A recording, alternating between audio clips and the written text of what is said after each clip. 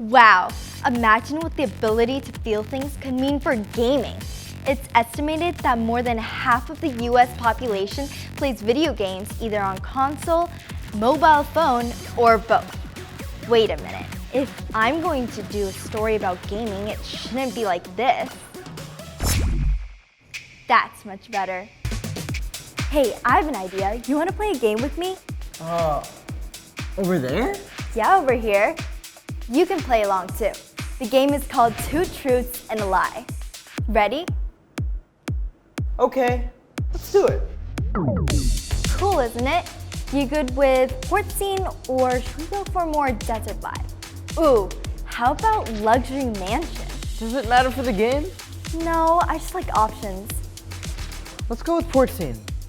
Okay, let's play. Which of these is not true?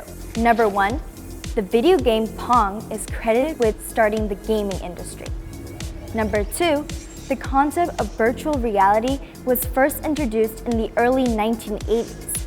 Number 3, researchers have successfully used VR technology to help individuals overcome certain fears and phobias.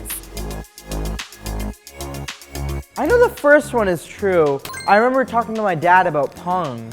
Atari made the game in 1972. Could you imagine a game with such simple graphics being so popular today?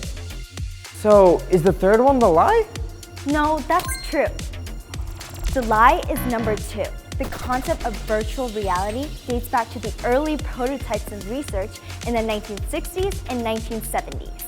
The term virtual reality was coined in the 1980s by American computer scientist Jaron Lanier, who used it as a way to describe the technology he was developing to a friend.